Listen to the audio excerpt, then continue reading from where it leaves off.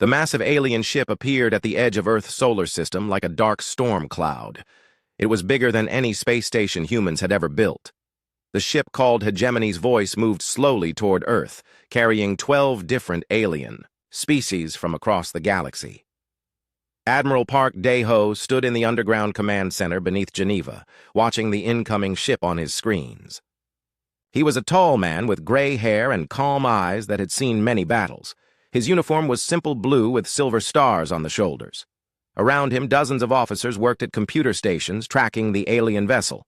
"Sir, they're sending a message," said Lieutenant Kim Yuna from her communications post. She was young but steady, her fingers moving quickly across her controls. "Put it on the main screen," Park Dae-ho ordered. The screen filled with the image of a tall, thin alien, with pale blue skin and 4 arms. Its eyes were large and black, and it wore robes that seemed to flow like water. This was Ambassador Velthari of the Altarian Collective, speaker for the Galactic Council. "People of Earth," the alien said in perfect English, though its voice sounded like wind through metal tubes. "I am Ambassador Velthari. I speak for the Galactic Council, which rules over 400 star systems and 1,000 civilized worlds." Park Dae-ho crossed his arms and listened. He had been expecting this day for a long time. "Your species has grown beyond acceptable limits," Velthari continued. "In the past 50 years, you have spread to 47 star systems. You have built weapons that concern us. You have shown abilities that make other species nervous." The alien paused, its 4 hands moving in. What humans had learned was a gesture of authority among its people. The Galactic Council has decided that humanity poses a threat to galactic peace. You have 30 standard days to surrender all military vessels, submit to our laws, and accept our protection. Your people will be relocated to 3 worlds we have chosen for you. There, you will live safely under our guidance. Lieutenant Kim Yuna looked at Admiral Park with wide eyes. Around the command center, other officers had stopped their work to listen. "If you refuse," the alien ambassador said, "we will use force to protect the galaxy from your dangerous expansion. This is not a negotiation. This is your final warning." The transmission ended. The command center was quiet for a moment. "Sir," Kim Yuna said softly, "should I connect you to President Kim So-ra?" Park Dae-ho nodded. "Yes, and get me Dr. Lee Min-ho as well. We need the science team to look at this message very carefully." Within minutes, President Kim So-ra appeared on another screen.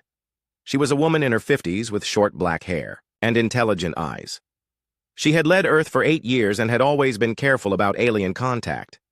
"Admiral Park," she said, "I assume you saw the message?" "Yes, Madam President. What are your orders?" "Call an emergency meeting of the Terran Council. Every department head, every military leader, every scientist who has studied alien behavior.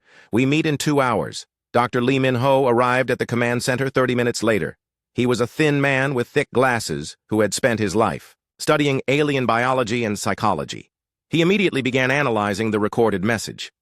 "This is very interesting," he said, adjusting his glasses as he watched the recording again. "Look at the ambassador's body language." Park Dae-ho moved closer to the screen. "What do you see?" "The way its lower arms are positioned, the slight tremor in its voice, the speed of its speech," Dr. Lee explained. "Among Altarians, these are signs of fear." "This ambassador is scared." "Scared of what?"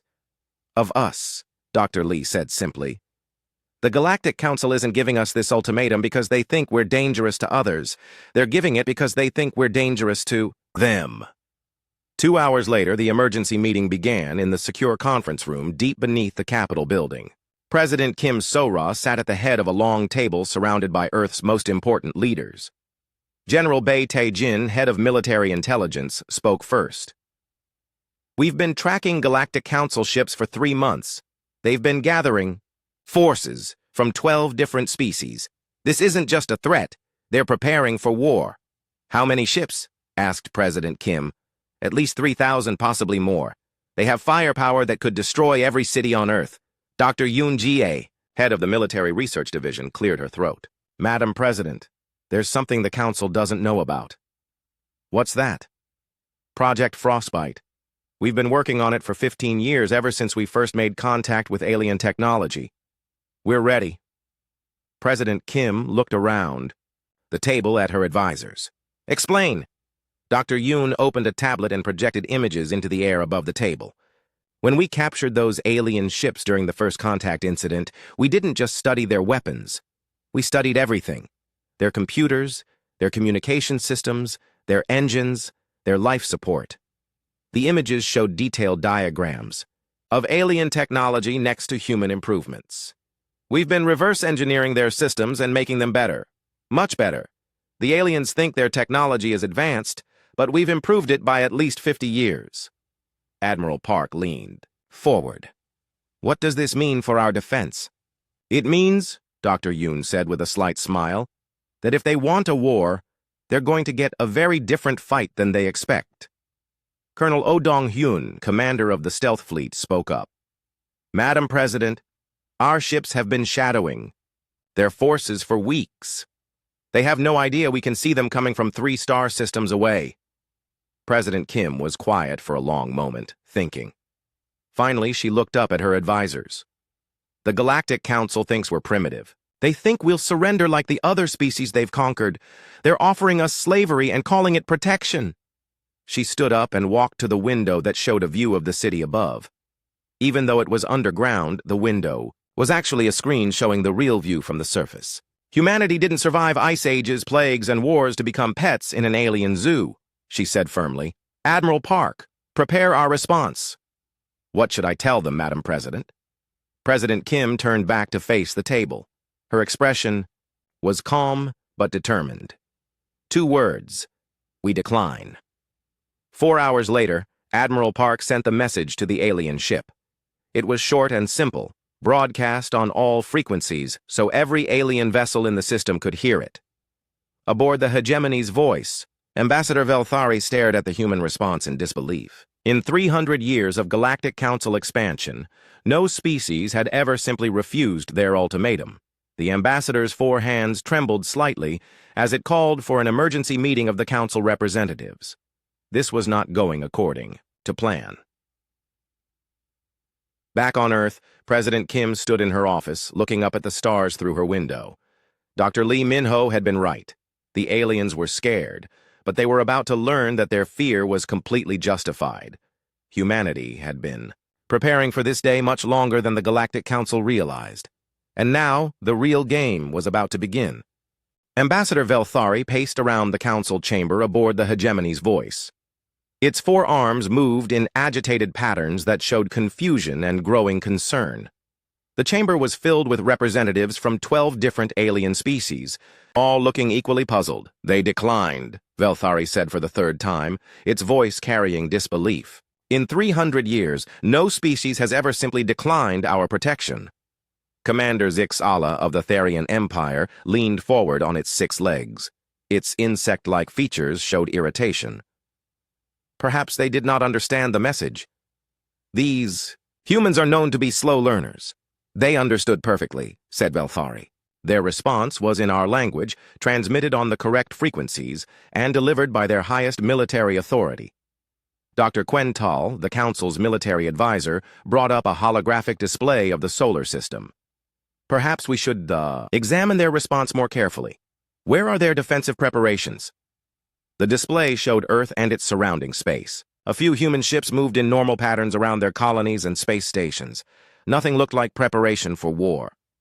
This is strange, Dr. Quental continued. When we threatened the Vegan Republic, they immediately moved their entire fleet to defend their homeworld. When we gave the Centauri Alliance our ultimatum, they began evacuating their civilians within hours. The humans show no such response, added General Mordek of the Kashari Federation. Their ships continue normal operations. Their military bases show routine activity levels. It is as if they do not take our threat seriously. On Earth, Fleet Admiral Cho Hyun-woo stood in the command center of Luna Station, watching the alien ships through long-range sensors. He was a compact man with sharp eyes and quick movements. Around him, his staff worked quietly at their stations. Admiral, said Captain Park Min-soo, all outer system fleets report ready for Operation Silent Running. Cho Hyun-woo nodded. Begin Phase 1. All units implement scatter protocol.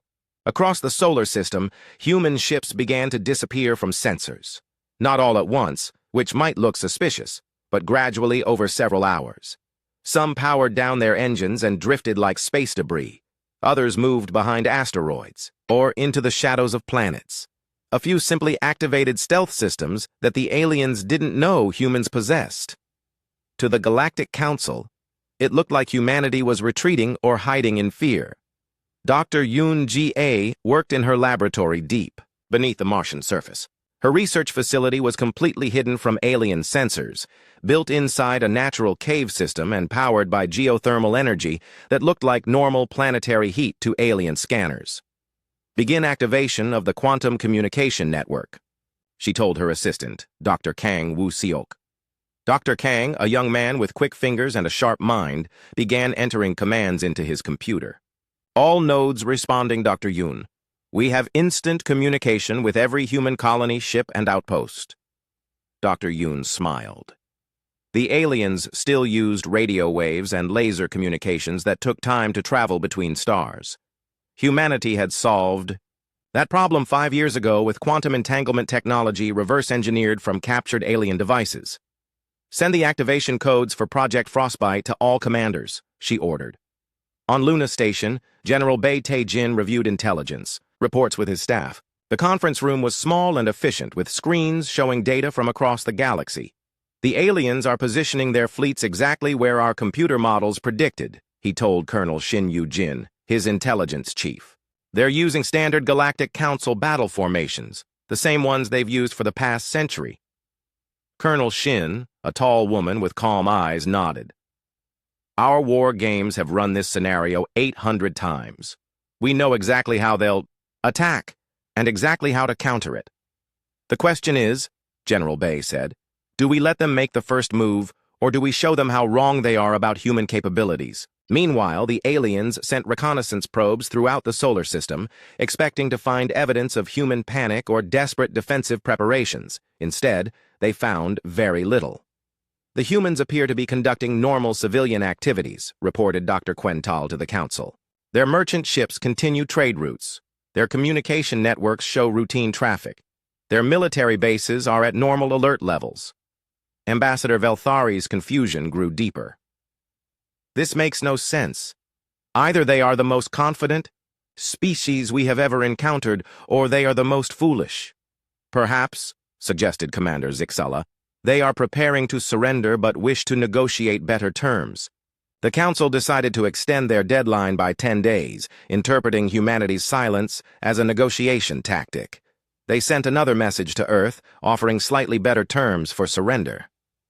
President Kim So-ra read the new message in her office. The aliens were now offering humans control of 5 worlds instead of 3, and promised that human culture would be preserved in special reserves. They still don't understand, she said to Admiral Park, who stood beside her desk. They think we're bargaining for a better cage. Should we respond, Madam President? Not yet.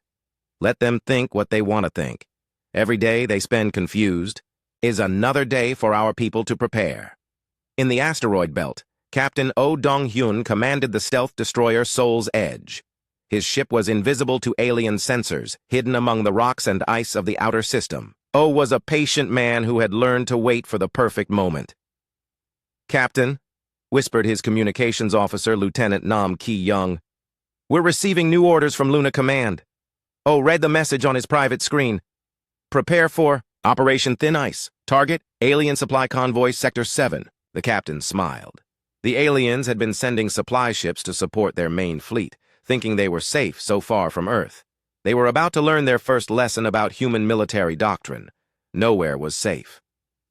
Back aboard the Hegemony's voice, the alien council grew more frustrated with each passing day. They had expected either immediate surrender or obvious military preparations.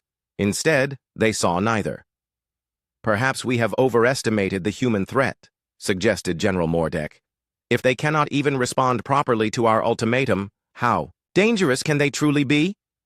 But Ambassador Velthari was not convinced. Something about the human silence felt wrong. In its long experience with different species, those who were truly helpless begged for mercy. Those who were preparing to fight showed obvious signs of military buildup. The humans showed neither response. They simply continued their normal lives as if the most powerful military force in the galaxy was not parked in their solar system. Dr. Lee Min-ho studied the alien broadcasts from his office in Seoul. As Earth's leading expert on alien psychology, he had been analyzing every message, every tone of voice, every body language signal from the Galactic Council. "They're becoming more nervous each day," he reported to President Kim. "The ambassador's stress indicators are increasing. The other council members are showing signs of doubt." "Good," President Kim replied. "Uncertainty is exactly what we want them to feel." As the extended deadline approached, the aliens prepared for their next move. They had decided that if humans would not respond to threats, perhaps a demonstration of power would change their minds. They were preparing to destroy an uninhabited human outpost as a warning. What they didn't know was that the outpost had been evacuated 3 weeks ago, and that human forces were already moving to positions they had never imagined. The real war was about to begin, and humanity was ready for it in ways the Galactic Council could not possibly understand. Dr. Han Subin floated in the zero-gravity laboratory aboard the research vessel Kepler's Dream. The ship was positioned far from Earth, hidden in the shadow of Jupiter's largest moon. She was a small woman with steady hands and a brilliant mind that had solved problems other scientists thought impossible. "Begin Phase 1 of Operation Frostbite," she said into her communications headset. Across 12 star systems, every human colony, space station, and ship received the same signal at exactly the same moment. The quantum communication network that Dr. Yoon Ji-ae had built allowed instant coordination across impossible distances. On Mars, the mining colonies began powering down non-essential systems. On Europa Station, the research facilities dimmed their lights. In the Proxima Centauri system, human settlements went into what looked like emergency conservation mode. To alien sensors watching from a distance, it appeared that humanity was finally showing signs of panic. Power levels dropped across human space. Communication traffic fell to emergency-only broadcasts. It looked like humans were preparing for siege or surrender. The aliens were wrong. Captain Oh Dong-hyun watched his target through the Soul's edges. Sensors. 3 alien supply ships moved slowly through space, carrying food, weapons, and fuel to support the main Galactic Council fleet. They traveled without escort, confident that human ships were too weak and too few to threaten them. Distance. "To target?" Oh asked his weapons officer, Lieutenant Lim Hae-rin. 2,000 kilometers and closing, Captain. Their shields are down, and their weapons are not powered." Oh nodded. The aliens had made a critical mistake. They assumed that because humans appeared primitive, they would fight like primitives. They expected human ships to attack the main fleet directly, in a heroic but doomed battle for Earth. They never expected humans to target supply lines. "Fire," Oh ordered. The Soul's Edge used weapons the aliens had never seen before. Instead of energy beams or missiles, it fired small devices that attached to the alien ships like parasites. Within minutes, the devices had taken control of the ship's computer systems. The 3 supply vessels simply disappeared from alien sensors. Their crews found themselves locked in their quarters while human remote control systems flew their ships to hidden locations. The Galactic Council didn't even know they were under attack. President Kim So-ra stood in the Situation Room beneath Geneva, watching reports come in from across human space. The walls showed displays of ship movements, power levels, and communication traffic. Everything was going according to plan. "Madam President," said Admiral Park, "the aliens are requesting another communication. Put them through."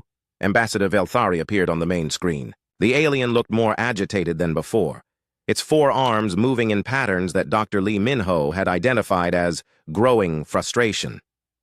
"People of Earth," Velthari said, "we have observed your power reductions and communication restrictions. We assume you are preparing to accept our terms." President Kim stepped forward so the alien could see her clearly. "Ambassador, I believe there has been a misunderstanding." "What misunderstanding?" "You seem to think we are preparing to surrender. We are not." The alien's large black eyes widened slightly. "Then what are you doing?" President Kim smiled, but her expression was not friendly. "We are preparing for war, a war you started when you demanded our surrender." Ambassador Velthari's 4 hands trembled. "You cannot win against the Galactic Council. We have 3,000 ships. You have perhaps 300. Numbers are not everything, Ambassador. You should have learned that from studying our history. The bow. Transmission ended. President Kim turned to her advisors. How long until the quantum network is fully operational? She asked Dr. Yoon Ji-A. All systems are active, Madam President. We can coordinate with every human facility in real time. And our special projects? Professor Nam Ki-young, the military's top physicist, stepped forward. The gravitational disruptors are online. The energy reflection shields are ready. Our improved fighters are prepared for combat. President Kim nodded. Then let's show our visitors what human hospitality really looks like. On the hegemony's voice, the alien council was becoming increasingly confused. Their supply convoys had stopped reporting in.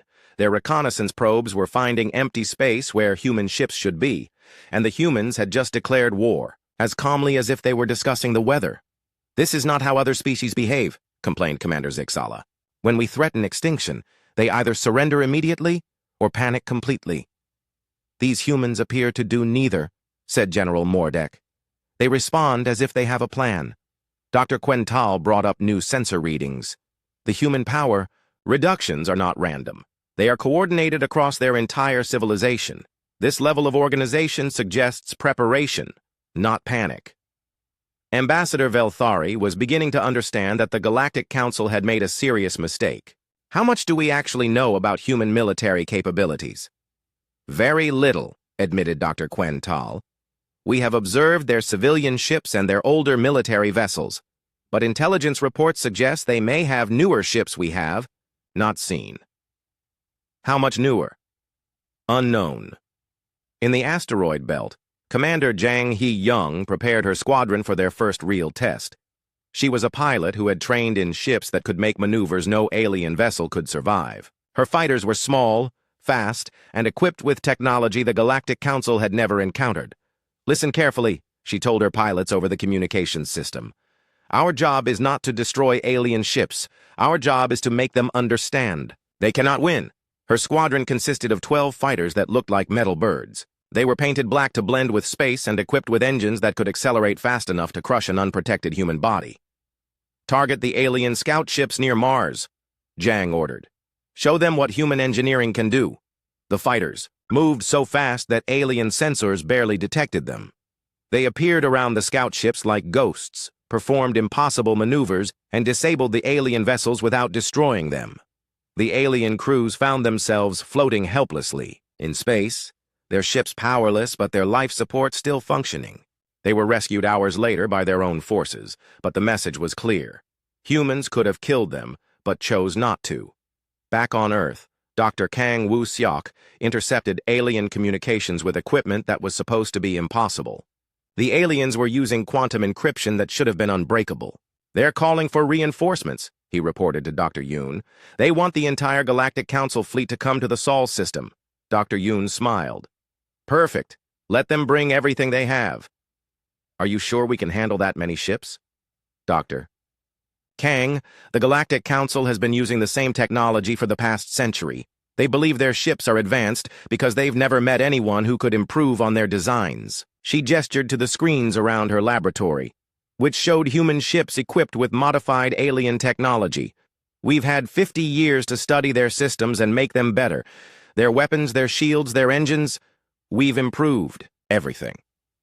What they consider advanced, we consider obsolete. On Luna Station, General Bei Tae-jin reviewed the tactical situation with his commanders. The aliens were behaving exactly as human war games had predicted. They were gathering their forces for a massive assault on Earth, believing that overwhelming numbers would guarantee victory. They still think this is a conventional war, he told Colonel Shin Yu-jin. They expect us to meet their fleet in open battle and be destroyed by superior numbers. What's our actual strategy, General? We're going to let them come to us. When they arrive, they'll find that their superior numbers don't matter against superior technology and tactics. As reports came in from across the solar system, it became clear that humanity's true response was just beginning. The power reductions weren't signs of defeat. They were preparation for coordinated action. The missing ships weren't hiding in fear. They were taking positions for a battle the aliens couldn't imagine. Most importantly, the humans weren't fighting by Galactic Council rules.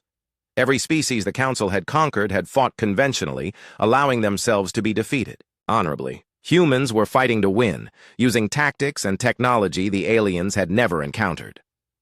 The Council was about to learn that threatening humanity had been the worst mistake in their 300-year history.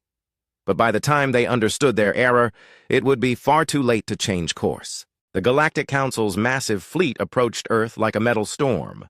Over 3,000 ships of different shapes and sizes moved in perfect formation across space. Ambassador Velthari stood on the bridge of the Hegemony's voice, watching. Earth grow larger on the main screen. Surely they will surrender now, said Commander Zixala, its insect-like features showing confidence. No species can face this much firepower and survive. General Mordek checked his tactical displays. Our weapons are charged and ready. We can destroy every human city within hours if they continue to resist.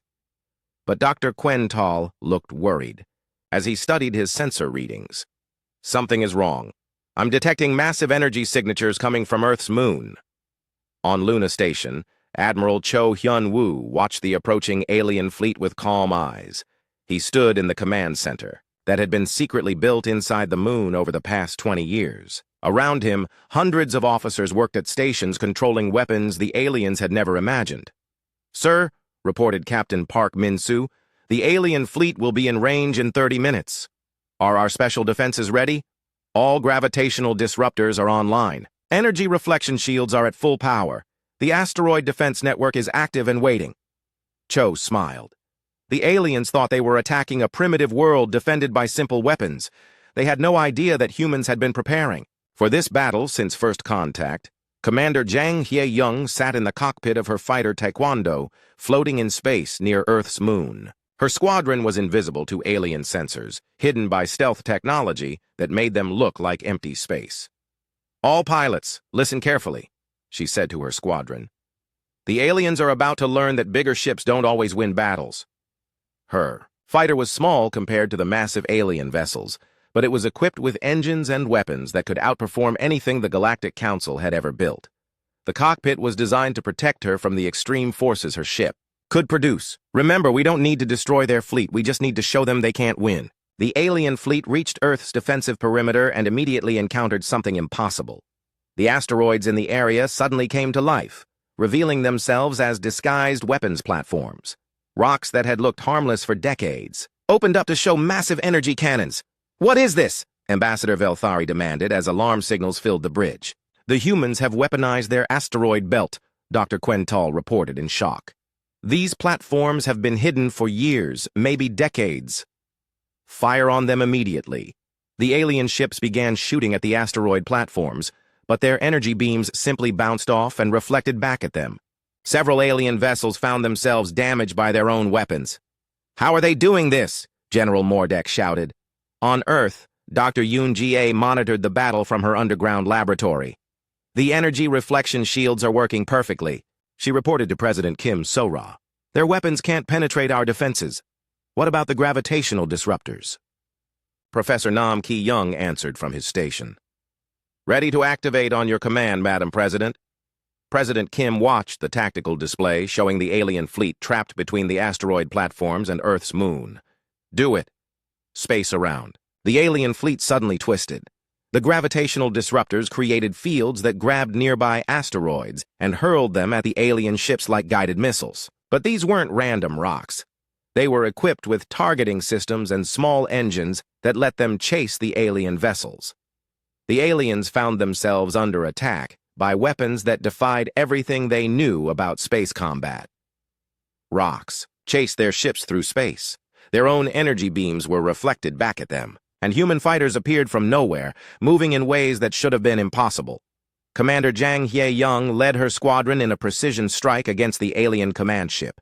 Her fighter moved so fast that alien gunners couldn't track it. The Taekwondo danced around enemy fire, its pilot using reflexes enhanced by technology the aliens had never developed. Instead of trying to destroy the Hegemony's voice, Jang targeted its life support systems with surgical precision. Her weapons disabled the ship's air recycling and gravity generators without damaging the hull or killing anyone inside. This is impossible, Ambassador Velthari gasped as the ship's gravity failed and the air began to smell stale. "Their fighters are too small to carry such powerful weapons." "Sir," reported a terrified alien officer, "the humans are not trying to destroy us. They're disabling our ships while keeping us alive." On the surface of Earth's moon, massive hangar doors opened for the first time in 20 years. Hidden underground, humanity had built defensive installations that rivaled anything in the galaxy. Energy cannons the size of buildings emerged from concealed bunkers. The aliens watched in horror as Earth's moon revealed itself to be not just a natural satellite, but a fortified weapons platform that humans had been building in secret. Captain Seo Min Jung commanded the heavy cruiser Busan's Hammer from a position behind Earth's moon. Her ship was twice the size of most alien vessels and equipped with technology that was 50 years more advanced than anything the Galactic Council possessed. "Target the alien fleet's command structure," she ordered her weapons officer, Lieutenant Moon Jae-bin. "Disable their communications and navigation systems." "Yes, Captain." Firing quantum disruptors. The alien fleet suddenly found that their ships could no longer communicate with each other. Their navigation computers failed. Their targeting systems went offline. They were not being destroyed, but they were being systematically rendered helpless. Dr. Kang Woo-seok monitored alien communications from his station on Mars. "They're trying to call for more reinforcements," he reported to Dr. Yoon. "But their messages aren't getting through our jamming fields." How are they reacting? Panic. Complete panic. They don't understand how we're doing any of this. The battle was not like any conflict the Galactic Council had ever experienced. Usually, their overwhelming firepower would destroy enemy fleets quickly. But human ships were not being destroyed. They were being carefully disabled and captured. Admiral Cho Hyun-woo coordinated the entire defense from Luna Station. "All units, remember the plan. We want their ships intact for study. Disable, don't destroy." The aliens began to realize that this was not a normal battle. The humans could have destroyed the Galactic Council fleet completely, but they were choosing to show restraint. This restraint was somehow more terrifying than any massacre would have been. Ambassador Velthari found himself floating helplessly on the bridge of his disabled ship, breathing recycled air that was growing more stale by the hour. Around him, his officers struggled with controls that no longer responded. "Send a surrender signal," he ordered. "Sir, our communications are disabled." "Then send it by any means possible. Tell the humans we want to talk." But it was too late for talking. The demonstration was nearly complete. In less than 6 hours, the most powerful fleet in galactic history had been reduced to a collection of floating, helpless vessels. Not one human life had been lost. Not one alien had been killed. The message was clear. Humanity could have destroyed them all, but had chosen mercy instead. President Kim So-ra stood in her office looking up at the stars through her window. The alien fleet that had come to destroy Earth was now floating helplessly in space, completely at humanity's mercy. "Madam President," said Admiral Park, entering her office, "Ambassador Velthari is requesting immediate negotiations." "I'm sure he is," President Kim replied. "But first, let's make sure the entire galaxy sees what happened here today." She turned to face Admiral Park with a smile that was both cold and satisfied. "Send a message to every alien government in the galaxy. Tell them that the Galactic Council's fleet has been defeated and that humanity is ready to discuss new terms for galactic relations." The war was over before it had truly begun. Now the real work would start. Building a galaxy where cooperation replaced conquest. Ambassador Velthari floated in the zero gravity of his disabled ship, staring at the human officer who had come aboard to meet with him. The human was a woman in a simple blue uniform with calm eyes and a translator device that allowed them to speak. "I am Admiral Yu Tai-ho," she said, though her voice came through the translator as sounds Velthari could understand. "I represent the Terran Defense Fleet." "I am Ambassador Velthari," the alien replied, its 4 arms moving in gestures of defeat. I wish to discuss surrender terms." Admiral Yu looked around the disabled bridge of the hegemony's voice. Alien officers floated helplessly at their stations, unable to control their own ship. Life support was running on emergency power, and the smell of recycled air was growing stale. "Ambassador," she said calmly, "you misunderstand the situation. We are not here to accept your surrender. Velthari's large black eyes widened in confusion. Then you will execute us? No. Admiral Yu activated a portable device that restored gravity to the bridge. The alien officers fell gently to the floor as normal weight returned.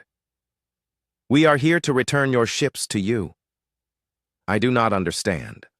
Admiral Yu smiled, but her expression was not unkind. You came here to force humanity into submission. You failed. But we are not interested in ruling over you the way you wanted to rule over us. On Earth, President Kim So-ra addressed the planet from her office in Geneva. Cameras broadcast her words to every human colony and settlement across the galaxy. Today, humanity faced its greatest challenge, she began. An alien empire with 3,000 ships came to our home and demanded our surrender. They offered us slavery and called it protection. She paused, looking directly into the camera. We showed them that humanity cannot be conquered. But more importantly, we showed them that we choose cooperation over domination. The alien fleet that came to destroy us is being repaired by our engineers and returned to their people with a message. Any species that wants to work with humanity as equals is welcome. Any that seeks to rule over us will find the same reception our recent visitors did. Dr. Moon Jae-bin, who had been promoted to Minister of Galactic Affairs, worked from a new office on Luna Station. His job was to begin the complex process of establishing relations with hundreds of alien species who had just learned that the Galactic Council was no longer the supreme power in the galaxy. The first species to contact us for negotiations was the Vegan Republic, he reported to President Kim. They want to discuss trade agreements and technology sharing. What about the species that supported the Council's attack? Most of them are requesting immediate peace talks. They're afraid we might attack them in revenge. President Kim shook her head. Make it clear that humanity is not interested in conquest. We want partners, not subjects. In the weeks that followed, human engineers worked around the clock to repair the captured alien ships. But they did more than just fix the damage. They upgraded the ships with improved human technology. Captain Seo Min-jung oversaw the work on the Hegemony's voice from her command ship. We're installing our quantum communication systems, improved life support, and better energy shields, she reported to Admiral Cho Hyun-woo. Are you sure we should give them our technology? It's not our most advanced systems, Seo explained. But it's enough to show them what cooperation with humanity can offer. If they want to be enemies, they'll face our military. If they want to be friends, they'll benefit from our science. Dr. Yoon Ji-ae led a team of scientists who were already working with alien researchers who had volunteered to stay on Earth. Many of the captured aliens had been amazed by human technology and wanted to learn how it worked. The Altarian scientists are particularly interested in our quantum communication network, she told Dr. Kang Woo-seok. They never imagined that instant communication across galactic distances was possible. Are we teaching them how to build it? We're teaching them the theory. If they want the practical applications, they'll need to maintain peaceful relations with humanity. Commander Jang Hye-young was assigned to train alien pilots in the use of advanced fighter craft. Many of the species that had supported the Council were now eager to learn human military techniques, not for conquest, but for defense against other threats in the galaxy. Your reflexes are too slow, she told a young Therian pilot who was trying to control a modified human fighter. You're thinking like your ship is a big, slow vessel. These fighters require you to think and react like you're part of the ship itself. The pilot, whose insect-like features showed determination, tried again. How do humans move so quickly? Practice, Jang replied, and technology that enhances our natural abilities instead of replacing them. 6 months after the battle, Ambassador Velthari returned to Earth, but this time he came not as a conqueror, but as a diplomat seeking alliance. He met with President Kim in the same office where she had first refused the Galactic Council's ultimatum. Madam President, Velthari said, its 4 arms moving in gestures of respect. I have a confession to make. What's that, Ambassador? The Galactic Council was not trying to protect the galaxy from humanity. We were trying to protect ourselves from you. President Kim raised an eyebrow. Explain. In 300 years of expansion, we had grown comfortable being the most advanced species in the galaxy. Then we encountered humans, and our scientists realized that your rate of technological development was far faster than ours. Velthari moved to the window and looked up at the stars. We calculated that within 50 years, human technology would surpass ours completely. Within a century, you would be so advanced that we would seem primitive in comparison. We decided it was better to stop you while we still could. And now? The alien turned back to face her. Now we realize that we made a choice between competition and cooperation. We chose competition and nearly destroyed ourselves.